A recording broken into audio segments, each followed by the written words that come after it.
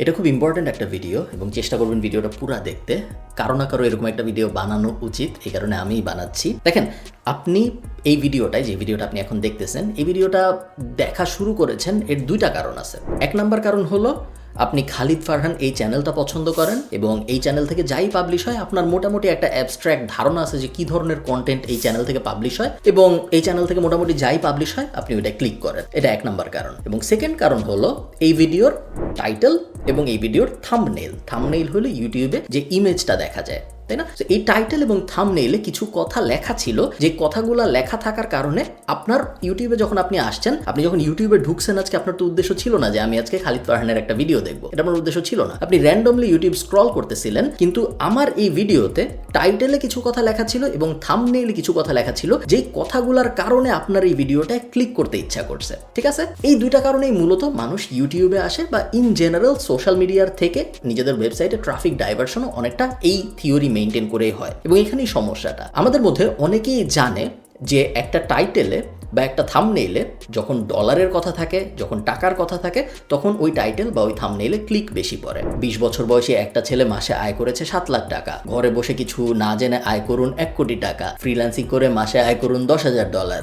এই ধরনের জিনিসপত্র যখন আমরা টাইটেলে দিই বা যখন আমরা থাম্বনেইলে দিই, তখন ওগুলায় ক্লিক আমার নর্মাল ভিডিওর থেকে বেশি পড়ে। এটা একদম ধ্রুব সত্য। আপনি আমাদের চ্যানেলে, এই ইউটিউব চ্যানেলের ভিতরে যে ভিডিওগুলো আছে, আপনি চ্যানেলে যে ঘেটে দেখতে পারেন যে যেগুলো টাইটেলে বা থাম্বনেইলে ডলারের সংখ্যা আছে বা টাকার কথাবার্তা বলা আছে, সেগুলায় কি পরিমাণ ভিউ হয়েছে ভার্সেস অন্যগুলায় কি পরিমাণ ভিউ হয়। এখন আমাদের চ্যানেলের ভালো ব্যাপার হলো আমাদের টাইটেল থাম্বনেইলে ওরকম কথাবার্তা থাকলেও ভিডিওগুলো ভালো হয়। ভিডিওর মধ্যে আমরা কখনোই কাউকে বুঝ দেওয়ার চেষ্টা করি না, কখনোই কাউকে ভ্রান্ত কিছু বোঝানোর চেষ্টা করি না, বাট সবাই তো এরকম না, তাই না? অনেকেই এই ব্যাপারটা জানে যে আমি যদি ইউটিউবের টাইটেলেই কথা লিখি বা থাম্বনেইলেই কথা লিখি, তাহলে আমার ভিডিওতে ক্লিক অনেক বেশি পড়বে। এবং ক্লিক মানে কিন্তু টাকা, কারণ আপনি যখন ক্লিক করে একটা ভিডিওতে যান, তখন ওই ভিডিও আপনি যখন দেখেন এবং ওই ভিডিওর মাঝখানে আগে পরে যখন অ্যাড আসে, তখন সেই অ্যাডের থেকে ইউটিউব যে টাকা পায়, সেই টাকার একটা অংশ ইউটিউব চ্যানেলের মালিকের সাথে শেয়ার করে 45%। সো ওই চ্যানেলের মালিকগুলা ইনসেন্টিভাইজড হয়ে যায় এই ধরনের জিনিসপত্র আরো বেশি করার জন্য, কারণ ওইটা তাদের রুটি রুজির ব্যাপার হয়ে যায়, তাই না? তারা দেখে যে অন্য যেগুলো আমি করতেছি ওগুলো আমার তেমন কোনো ইনকাম হচ্ছে না, কিন্তু যখনই আমি এই টুইকটা করি, যখনই আমি 20 বছর বয়সে 7 লাখ টাকা এই ধরনের কথাবার্তা বলার চেষ্টা করি, তখনই আমার চ্যানেলের স্পাইক হয়, তখনই আমার ইনকাম বেড়ে যায়। এবং ওই ইনকাম বাড়ার ব্যাপারটা কিন্তু কন্টেজিয়াস। একবার যখন ওই স্পাইকটা দেখে ফেলে মানুষ, তখন তার বারবার মনে হয় যে আমি এগুলোই করি, আমি নর্মাল জিনিসপত্র না করি, আমি নর্মাল ভালো অ্যাঙ্গেলের জিনিসপত্র না, যে আমি ক্লিক বেটার অ্যাঙ্গেলে থাকি। এখন এই প্রবলেমটা শুধু ইউটিউবে হইলে একটা কথা ছিল, এই প্রবলেম কিন্তু ইউটিউবের মধ্যে সীমিত নাই। কারণ আপনারা জানেন নাকি আমি জানি না, বাংলাদেশের প্রায় সব news portal, TV channel, YouTube, TV চ্যানেলের যে ইউটিউব চ্যানেলগুলো থাকে সেগুলা, নিউজপেপারের ওয়েবসাইট, সবাই সেম ফিলোসফি ফলো করে। কারণ এই জিনিসটা শুধু ইউটিউবে হয় না। একটা নিউজ পোর্টাল সে জানে যে সে যখন একটা নর্মাল আর্টিকেল পাবলিশ করে রাজনীতি নিয়ে, অর্থনীতি নিয়ে, ওই আর্টিকেলটা কেউ ক্লিক করে না। কেউ যদি ওই আর্টিকেলটা যখন ফেসবুকে শেয়ার হয় ওটা ক্লিক না করে, তাহলে সে ওনার ওয়েবসাইটে পৌঁছাবে না। ওনার ওয়েবসাইটে যদি সে না পৌঁছায়, তাহলে ওই ওয়েবসাইটে যেসব অ্যাড আছে সেগুলো তো আমরা দেখবো না, তাই না? এবং আমরা যদি ওই অ্যাডগুলো না দেখি, তাহলে ওই ওয়েবসাইটের মালিকের, এই ক্ষেত্রে নিউজ পোর্টালের, আয় হবে না। সো মানুষকে ক্লিক করানোর জন্য সেও এই সেম হাসেলে জড়ায় পড়ে। সেও বরগুনায় এক ফ্রিল্যান্সার ঘরে বসে আয় করলো 1 কোটি টাকা, এই ধরনের নিউজ এইসব পোর্টালগুলো বেশি দেওয়া শুরু করে, কারণ তারা জানে যে এগুলাই ক্লিক হবে। শুধু যে এগুলো করে তা না, অনেক সেলিব্রিটিদের জড়ানো বাজে খবর টবর এগুলোও অনেক পাবলিশ হওয়া শুরু হয়, কারণ এগুলাও ক্লিক হয়। এই কারণে আপনারা দেখবেন গত 2-3 বছরে বাংলাদেশের নিউজ ইন্ডাস্ট্রিতে বোথ প্রিন্ট মিডিয়া এবং টিভি মিডিয়ার যে ইউটিউব চ্যানেলগুলো আছে, জঘন্য সব চ্যানেলের কাজকর্ম আপনারা দেখবেন। সেলিব্রিটিদের নিয়ে বাজে বাজে টাইটেল, থাম্বনেইল, টাকার অঙ্ক নিয়ে বাজে বাজে ইঙ্গিতপূর্ণ টাইটেল, থাম্বনেইল, এসব করার কারণই হলো ক্লিক পাওয়া। কারণ ক্লিক পাইলেই তাদের প্ল্যাটফর্মে, তাদের ইউটিউব চ্যানেলে, তাদের ওই ভিডিওতে, তাদের ওই ওয়েবসাইটে মানুষ পৌঁছাবে এবং তখনই তারা আয় করতে পারবে। সো তাদের ইনসেন্টিভটাই হইলো কিভাবে আমি সবচেয়ে বেশি সংখ্যক ক্লিক পাইতে পারি। এখন সমস্যাটা হলো আপনার অ্যাজ আ ভিউয়ার এইটা বুঝতে পারতে হবে যে এই ইনফরমেশনগুলো অনেকাংশেই সত্য, বাট স্টিল এটা আপনার জন্য অ্যাপ্লিকেবল না। আমি একটু ব্যাখ্যা করি, তাহলে আপনার এই ভিডিওটা একটু বোরিং, বাট আমি চাই আপনার এই ভিডিওটা পুরোটা দেখেন। আমি সব ভিডিওতে এই কথা বলি না, আপনারা জানেন, কারণ আমি আপনাদের একটা জিনিস বুঝাইতে চাইতেছি। দেখেন, একজন যখন একটা ভিডিও পাবলিশ করে, যেমন ধরেন আমি যদি আজকে একটা ভিডিও পাবলিশ করি যেখানে আমি ভিডিওটা টাইটেল দিলাম যে ফ্রিল্যান্সিং করে যেভাবে আমি আয় করি 1 কোটি টাকা। এখন ফ্রিল্যান্সিং করে তো আমি 1 কোটি টাকা আয় করছি, সো এইটা মিথ্যা না। But it is highly unlikely যে কেউ ফ্রিল্যান্সিং করে 1 কোটি টাকা আয় করতে পারবে। জিনিসটা ফ্রিল্যান্সিং দিয়ে বোঝাটা একটু টাফ। কেন টাফ আমি এটাও আপনাকে বলি। তার কারণ ফ্রিল্যান্সিং এর যে কাঁচামাল, এই কাঁচামাল সবার বাসায় থাকে, এবং যেহেতু এই কাঁচামাল সবার বাসায় থাকে এই কারণে সবাই ভাবে যে সেও এটা করতে পারবে। আমি একটা র্যান্ডম উদাহরণ দিই, তাহলে আপনাদের এই ব্যাপারটা বুঝতে অনেক সুবিধা হবে। মনে করেন আমি আপনার বাসায়, আপনার রান্নাঘরে চাল দিছি, ডাল দিছি, পেঁয়াজ মরিচ দিয়েছি, একটু হলুদ দিয়েছি। এখন আমি আপনাকে বললাম যে ভাই আপনি কি খিচুড়ি রান্না করতে পারবেন? আপনি অবশ্যই আমাকে বলবেন যে হ্যাঁ আমি খিচুড়ি রান্না করতে পারবো, কারণ খিচুড়ি রান্না করার জন্য যে কাঁচামাল, চাল ডাল তেল পেঁয়াজ মরিচ, এগুলো সব আপনার বাসায় আছে। এখন জিনিসটা একটু উল্টাভাবে চিন্তা করেন আপনি আমার সাথে, জিনিসটা একটু মনোযোগ দিয়ে চিন্তা করলে আপনি বুঝতে পারবেন যে আমি কোন দিকে যাচ্ছি।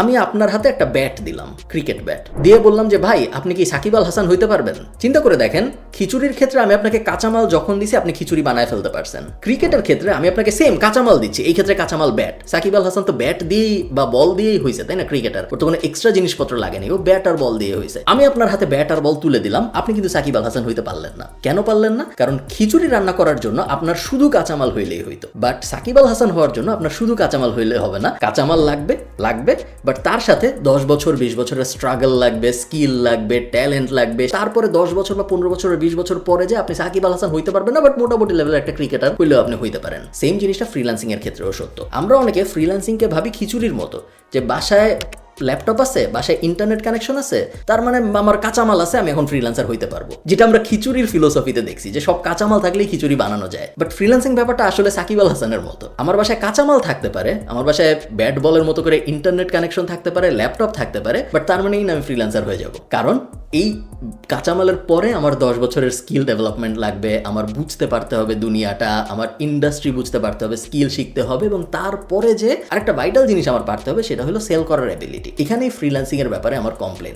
দেখেন আমি আমার ক্যারিয়ার শুরু করছি ফ্রিল্যান্সিং দিয়ে। আমি ফ্রিল্যান্সার না এখন, আর অনেক দিন ধরে আমি ফ্রিল্যান্সার না, বাট 2012-13 দিকে যখন আমি ঢাকা কলেজে পড়তাম তখন আমি ধুমায় ফ্রিল্যান্সিং করছি, এবং ফ্রিল্যান্সিং করে আমার আয় রোজগারও ভালো হয়েছে, এবং প্যাসিভ জার্নালের অনেকগুলো কোর্সের মধ্যে ফ্রিল্যান্সিং নিয়েও একটা কোর্স আছে। বাট তারপরেও আমি বলবো ফ্রিল্যান্সিং কারোর জন্য একটা এন্ড ডেস্টিনেশন হওয়া উচিত না। তার কারণটা কি? ফ্রিল্যান্সিং ব্যাপারটা কি আপনি চিন্তা করেন। ফ্রিল্যান্সিং ব্যাপারটার মানে হলো আমি আমার নিজের সময় মতো ইন্টারন্যাশনাল কাজ করতেছি, বিভিন্ন ক্লায়েন্টের কাজ করতেছি, প্রজেক্ট ভিত্তিক কাজ করতেছি, লোকেশন ইন্ডিপেন্ডেন্ট। সো আমি কোথায় বসে কাজ করতেছি এটা আলোচ্য বিষয় না, আমি যেখানে ইচ্ছা বসে কাজ করতে পারি, এবং অ্যাজ লং অ্যাজ আমার যে ক্লায়েন্ট সে তার কাজ ডেলিভারি ঠিকঠাক মতো বুঝে পাচ্ছে, তার কোনো সমস্যা নেই, এবং সে আমাকে সাধারণত বিদেশি কারেন্সিতে টাকা দিচ্ছে, যেটা যখন কনভার্ট হয়ে যাচ্ছে তখন বাংলাদেশে অনেক টাকা হয়ে যাচ্ছে। আমেরিকার একজন লোকের যদি আমেরিকার একটা ওয়েব ডিজাইন এজেন্সি হায়ার করতে হইতো একটা ওয়েবসাইট বানানোর জন্য, তাহলে হয়তো তার $4000 খরচ হইতো। সে যখন আপওয়ার্ক বা ফাইবার ব্যবহার করে একটা বাংলাদেশি লোক হায়ার করে তখন তার $500 $1000 কাজ হয়ে যায়। বাংলাদেশি লোকটারও লাভ, কারণ $500 $1000 বাংলাদেশের জন্য অনেক টাকা, আমেরিকার জন্য ওটা অত টাকা না। সো ওইখানে একটা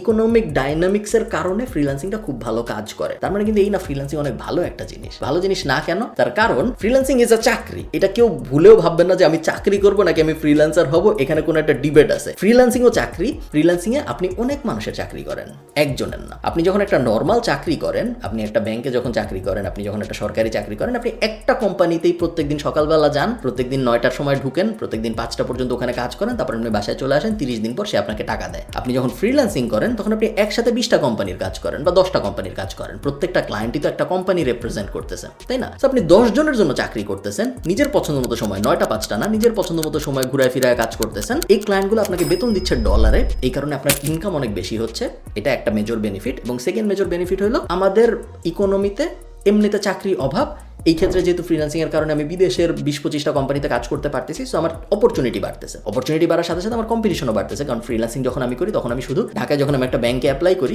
তখন আমি ঢাকার 5-10 লাখ মানুষের সাথে কম্পিটিশন করি। আমি যখন ফ্রিল্যান্সিং করি তখন আমি বাংলাদেশ, ইন্ডিয়া, শ্রীলঙ্কা, নেপাল, পাকিস্তান, ইন্দোনেশিয়া, হাবিজাবি এমন কোনো জায়গা নেই যেখানকার মানুষের সাথে আমি কম্পিটিশন করি না। সো ওখানে অপরচুনিটি বেশি, বাট ওখানে কম্পিটিশনও বেশি, বাট রেওয়ার্ডও অনেক বেশি। এই ব্যাপারগুলো আপনার খুব ক্লিয়ারলি বুঝতে হবে, না হলে YouTube channel, Facebook page, news পোর্টালগুলোর ইউটিউব চ্যানেল আপনাকে এই ক্লিকের মধ্যে ফালায় ঘুরায় ফিরায় একই জিনিসপত্র দেখাইতেই থাকবে, এবং আপনার দেখে মনে হবে যে ওর কম্পিউটার আছে, ও পারে, আমি কেন পারি না। বা আপনি আরেকজনকে বলবেন যে আচ্ছা দেখো ও এই বয়সে এই পারছে, আমি কেন করতে পারি না। বাট জিনিসটা এত সিম্পল একদমই না, জিনিসটা এর থেকে অনেক অনেক বেশি জটিল, এবং এই ক্লিক বাণিজ্যের ভিতরে পড়ে যে আমরা এই জটিল ব্যাপারটা আসলে উপধাবন করতে পারি না, যেটা করা খুব জরুরি। এবং এটাই আমার এই ভিডিওর উদ্দেশ্য, যে আপনাদের বোঝানো যে খিচুড়ির কাঁচামালের ডিফারেন্স আর ফ্রিল্যান্সিং এর কাঁচামালের ডিফারেন্স কি? 1, 2 নাম্বার, এই চটকদার টাইটেল দেখে, আবারও বলি টাইটেলগুলো কিন্তু মিথ্যা না, আমি খুব ক্লিয়ারলি জানি মিথ্যা না, কারণ আমাদের স্টুডেন্টরা করে, আমি নিজে করছি, ফ্রিল্যান্সিং করে মানুষের জীবন বদলায় গেছে, গাড়ি বাড়ি কিনছে, এরকম অনেক মানুষ আছে। বাট তার মানে এই না যে আপনিও করতে পারবেন, কারণ আপনার কাছে কাঁচামাল আছে, আপনি পারতেও পারেন, আবার আপনি নাও পারতে পারেন। এখন একটা ভিডিও দেখে, ভিডিওগুলো যখন ওই মানুষ পাবলিশ করতেছে তখন তার উদ্দেশ্য আপনাকে ক্লিক করানো, আপনাকে যত বেশি ওই ভিডিওটা দেখানো যায় তত বেশি পরিমাণ দেখানো, কারণ আপনার ডিউরেশন যত বেশি হবে আপনি ওই লোককে তত বেশি অ্যাড দেখবেন এবং তার ইনকামের পোটেনশিয়াল বাড়বে। আরেকটা ছোট্ট ব্যাপার আছে, ভিডিওটা অনেক বেশি থিওরিটিক্যাল, বাট আরেকটা ছোট্ট ব্যাপার বলে আমি শেষ করে দিব। আপনি যখন একটা ভিডিও দেখেন অনেকখানি, তখন ইউটিউব যে কাজটা করে, ইউটিউব তো একটা অ্যালগোরিদম, তাই না? ইউটিউব তো আর কোনো মানুষ না। ইউটিউব, ফেসবুক যে কাজটা করে সেটা হলো সে ভাবে যে এই লোকটা এই ভিডিওটার এতখানি দেখছে, তার মানে এই ভিডিওটা মনে হয় অনেক ভালো কিছু, এই কারণেই এই লোকটা এতখানি দেখছে ভিডিওটা। ভিডিওটা যদি খারাপ হইতো তাহলে 10 মিনিটের ভিডিও সে যদি 10 সেকেন্ড দেখে চলে যেত, তাহলে মনে হয় ভিডিওটা তো ভালো না, ভালো হইলে তো সে 10 মিনিটের ভিডিও 5 মিনিট অ্যাটলিস্ট দেখতো, তাই না? তো আপনি যখন একটা ভিডিও অনেকখানি দেখেন তখন ইউটিউব অ্যালগোরিদম ওই ভিডিওটা আরো বেশি মানুষকে সাজেস্ট করে, কারণ ইউটিউব চায় মানুষ ইউটিউবে বসে থাকুক সারাদিন। তো ইউটিউব যখন ওই ভিডিওটা আরো বেশি মানুষকে সাজেস্ট করে, আপনি চিন্তা করেন যে এই সার্কেলটা কিভাবে হচ্ছে। আমি আজকে একটা ভিডিও পাবলিশ করলাম যে কিভাবে 1 মাসে 1 কোটি টাকা ফ্রিল্যান্সিং করে ইনকাম করা যায়, আমি আপলোড দিলাম, আমি চটকদার একটা থাম্বনেল দিলাম, চটকদার একটা টাইটেল দিলাম, আপনি ক্লিক করে দেখা শুরু করলেন। 10 মিনিটের ভিডিও, আপনি 5 মিনিট দেখলেন। ইউটিউব কি ভাবলো? ইউটিউব তো জানেন আমি ভিডিওর মধ্যে ভালো কথা বলছি না খারাপ কথা বলছি, ইউটিউবের এটা বোঝার কোনো উপায় নাই। ইউটিউব জাস্ট এইটুক বুঝছে যে আমি 10 মিনিটের ভিডিও যে দেখা শুরু করে সে অ্যাটলিস্ট 5 মিনিট দেখে। ইউটিউব এই ভিডিওটা সাজেশনে দেওয়া শুরু করলো, ইউটিউবের ডান পাশে, ইউটিউবের নিচে, অন্য ভিডিও দেখতে গেলে পাশে সাজেশন হিসেবে আসা শুরু করলো। সাজেশনে যখন আসা শুরু করলো আরো মানুষ ক্লিক করলো, ওই মানুষগুলো আবার 5 মিনিট 6 মিনিট দেখলো, আরো সাজেশনে যাওয়া শুরু হইলো, এবং এই লুপটা যখন চলতে থাকে কিছুদিন পর ওই ভিডিওটা এত পপুলার, 5টা নিউজ পোর্টালে সে এই সেম কনসেপ্ট কপি করে একটা নিউজ পাবলিশ করে দিল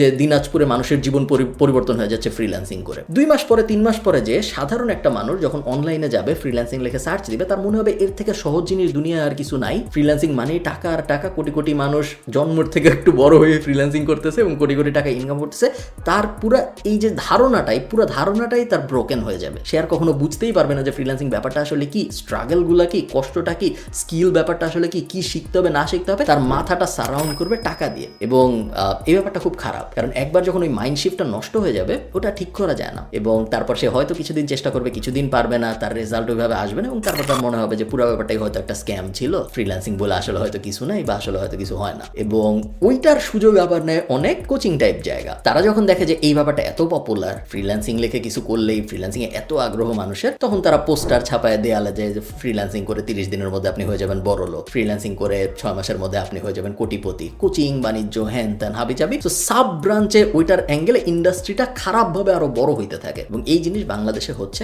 গত 2 বছর 3 বছর ধরে, এবং যতই দিন যাচ্ছে ততই এই জিনিস আরো বেশি হচ্ছে, which is unfortunate, বাট এটা থামানোর কোনো উপায় এখন পর্যন্ত কেউ জানে না। এবং এটার উপরে এডিশন হিসেবে যুক্ত হয়েছে আমাদের সরকার বা আমাদের যে গভর্নিং বডি টাইপ অর্গানাইজেশনস আছে, তাদের এইটায়